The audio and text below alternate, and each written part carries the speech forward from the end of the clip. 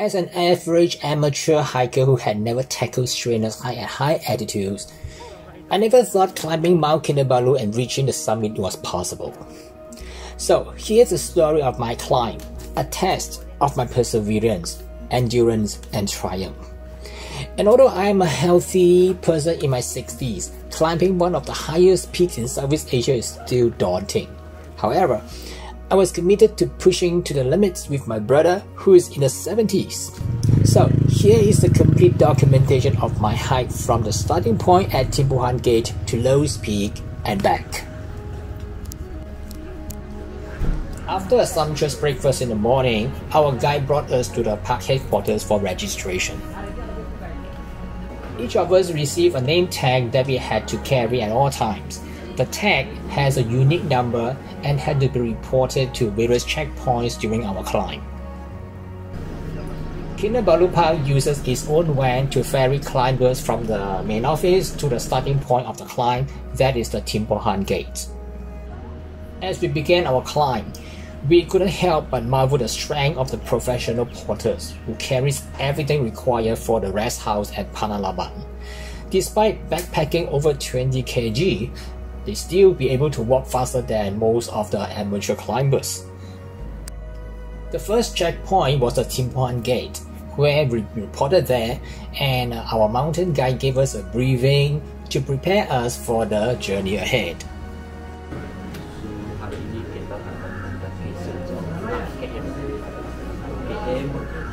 So, di sini dia punya ketinggian 3.290. Berapa? 3.290.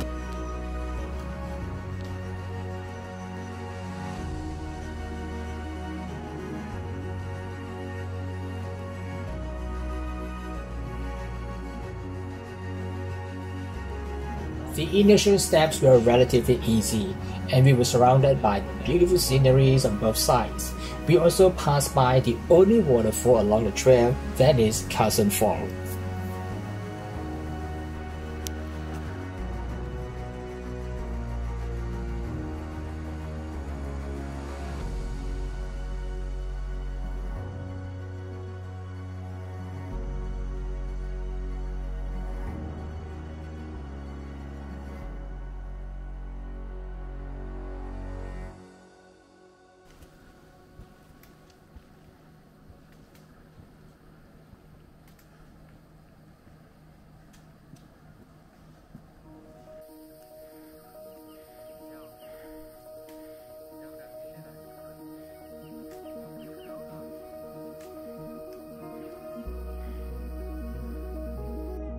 The first stop was Pondok Kandis.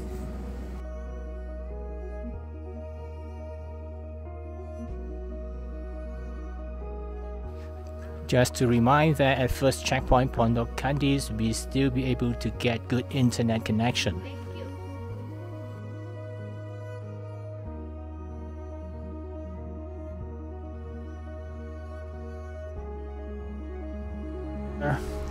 This is a walking trail after the first rest stop.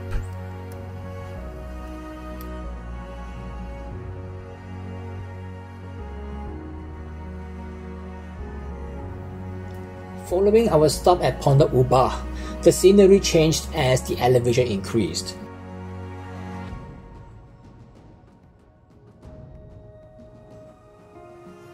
And before fully we appreciate it, we had to cross a narrow mountain ridge with deep valleys, providing a breathtaking view of the spectacular mountain ranges.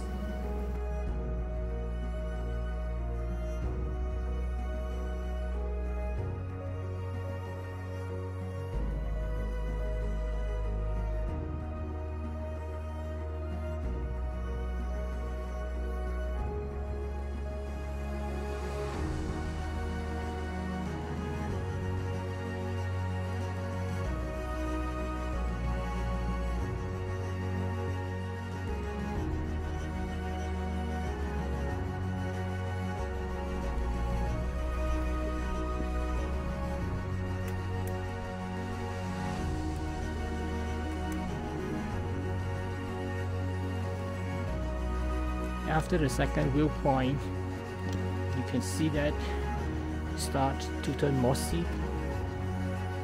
Moss start to grow on the rocks.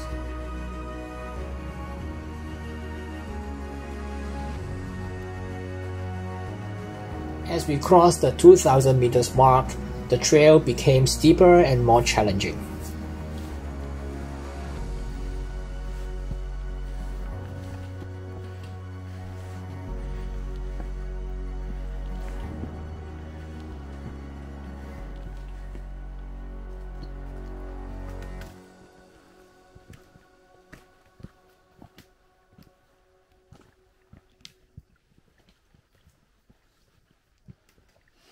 So you katakan ada 5 helipad di sini, dan biasanya untuk emergency saja. Ya. Yeah.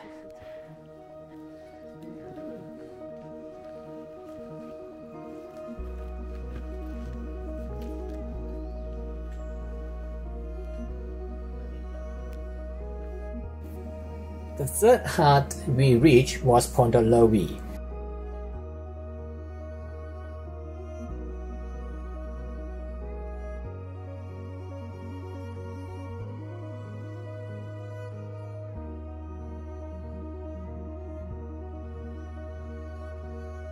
There are several friendly squirrels, but we refrain from feeding them, as Zulu stated.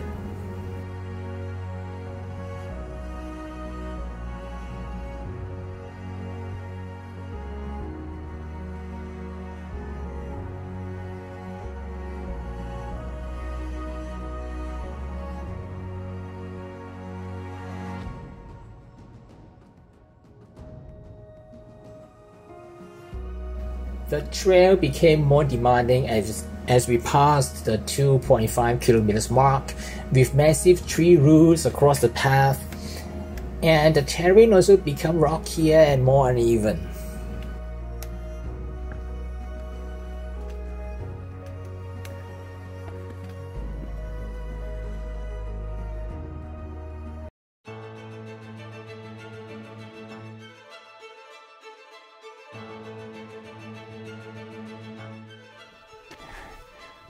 The vegetation has also changed quite a lot. The climate has become cooler now. Look at the forest.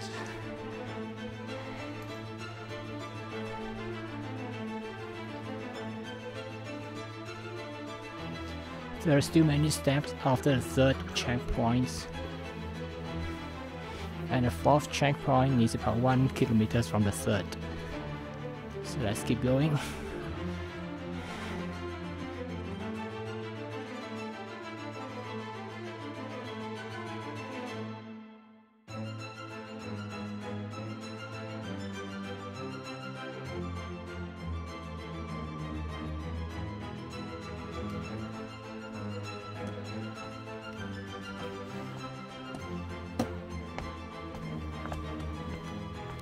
Bagus ya? Bagus ya? Ya. Kuat ya? Kuat. Ya. Punya abang depan sudah. Iya kah? Ah. Umur berapa abang? Ini mudah-mudahan Ah, yang satu 12 saja. oh 12.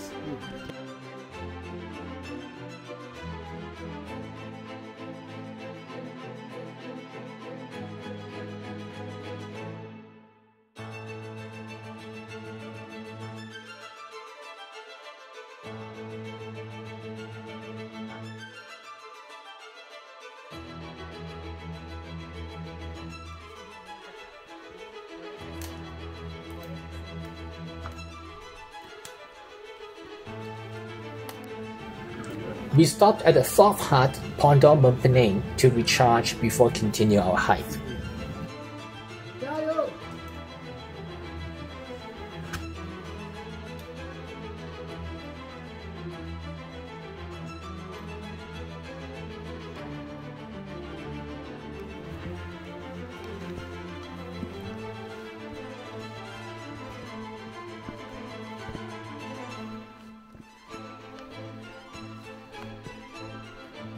At this point, the climb became even more demanding, and we had to push ourselves to keep going, but the stunning scenery and sense of accomplishment make it all worth it.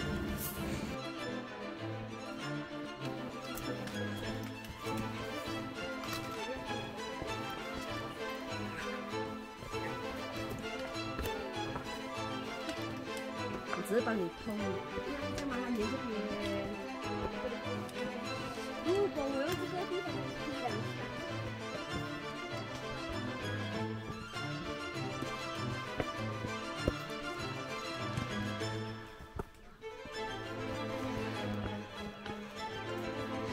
The fifth hut is where we are looking for because that's where we are gonna have our lunch.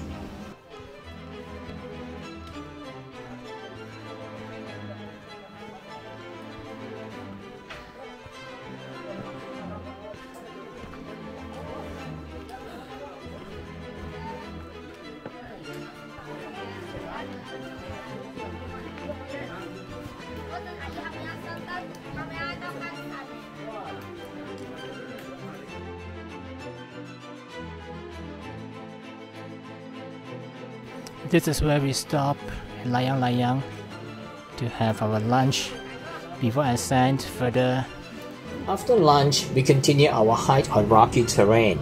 Not far from the 4-kilometer mark, we arrive at the junction of the Masilau Trail, which is now closed. Sudah close. Selepas earthquake, dilarang masuk. Instead, there's a new chalet is under construction at this point.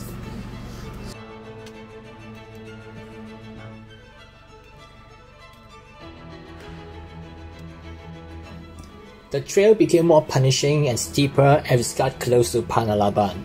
There are many yellow stones on the track.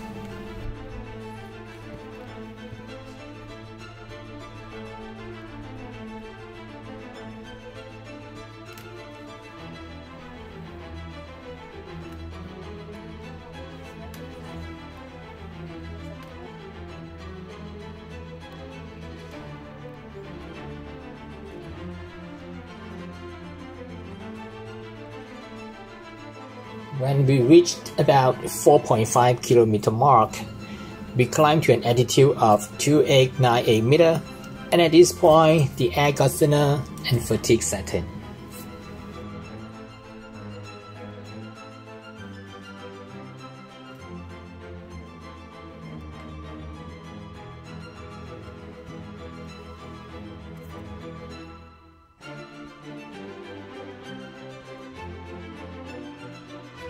This is scenery at 4.5 km. We arrived at Pondok Vilosa, the sixth hut on the trail, where we took another long break and used the washroom before making our final push to Panalaban.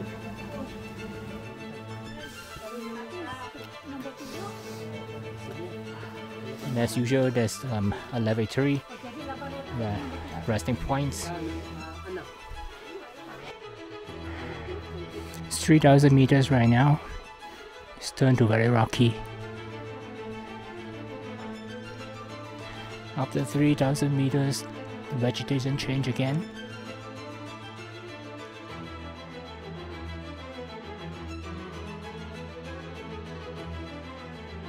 And the view is again different from at the lower elevation.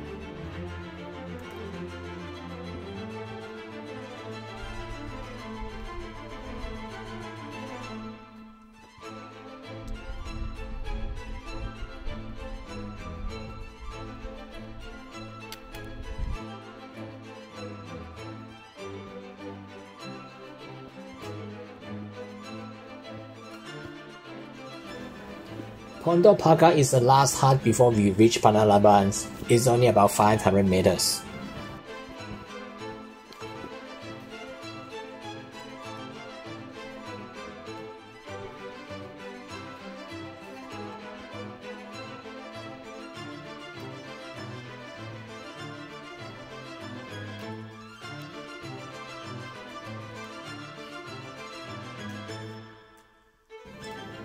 But the final stretch seems to last forever as the air grows thinner, and the rocks were solid and massive, requiring extra effort with every step.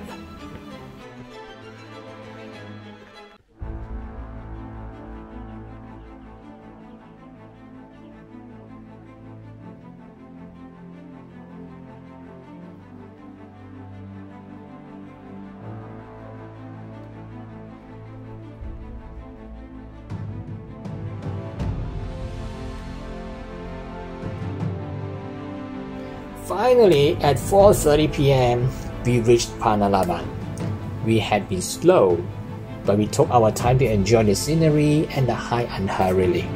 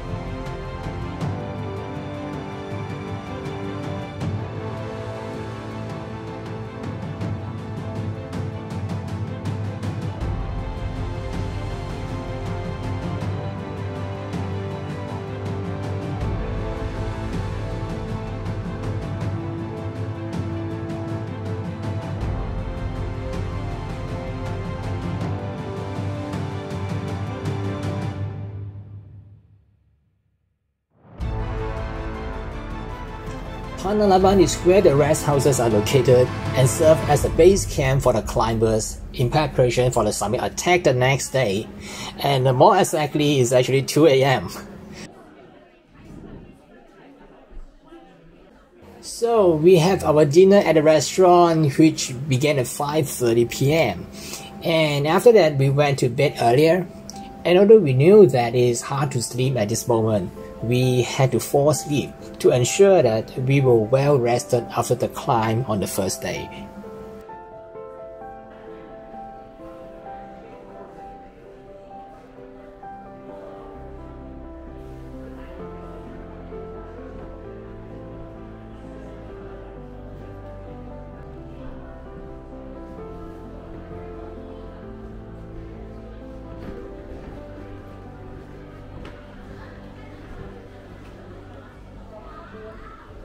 Let's fast forward to the next morning at 2 a.m. for our summit climb.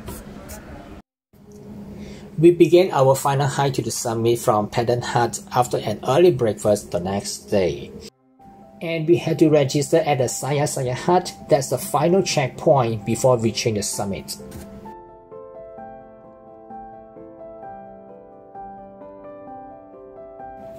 We arrived just after 6 a.m. and we reached the summit, a moment we had dreamed for so long. Standing on top of Lowe's Peak, that is above sea level of 4,095 meters, is incredible. And the total distance from Timbohan Gate until here is about 8.7 kilometers with an elevation more than 2,200 meters. We arrived just before sunrise, and we witnessed the sun spilling over the mountaintop, illuminating every crevices and contour with its radiant glow.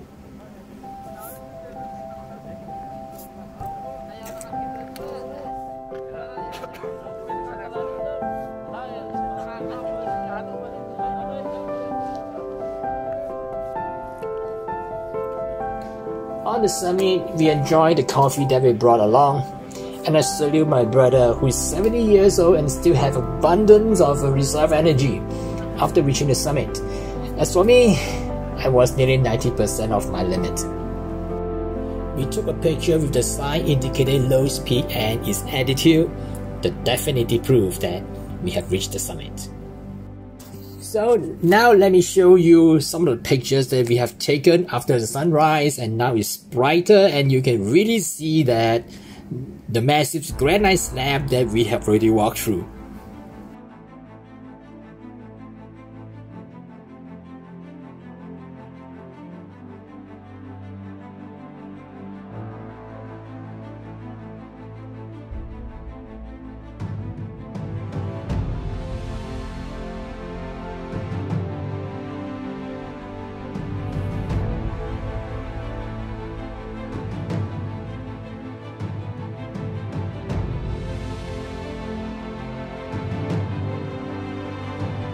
There is virtually no vegetation growing here, and we used the rope to guide us up to the summit.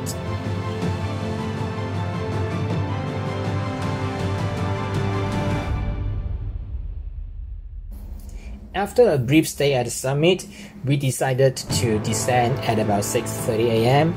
and we make a divert as recommended by our guide, and he led us to a small lake called Mirror Lake with a really crisp reflection of the mountain.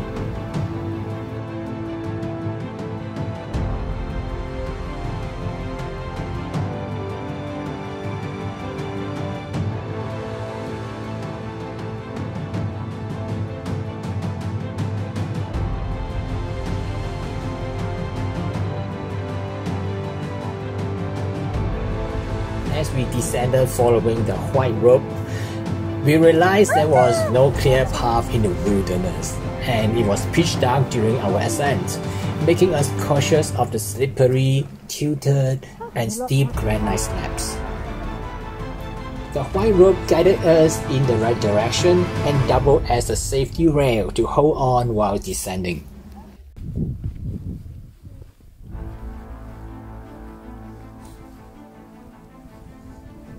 Ini South Peak. Peak. Ini Ini Dongke ya. ini Tongkit ya. Di sana Dan satu lagi St. John. St. John Peak. ini St. John Peak. Last Peak lah. And that one lah, Lowe's Peak.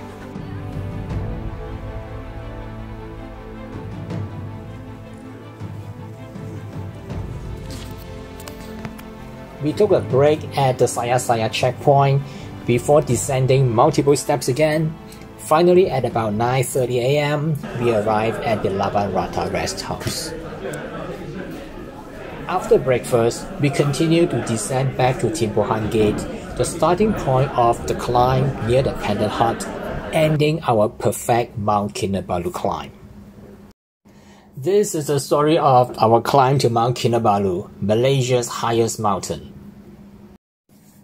As an amateur hiker, it was a memorable experience, especially hike at night with headlamps, and the climb cheering my physical fitness, confidence, perseverance, determination. This channel has also other videos about traveling within Malaysia and in some other countries. Check it out if you like to travel. We'll see you in the next video. Peace.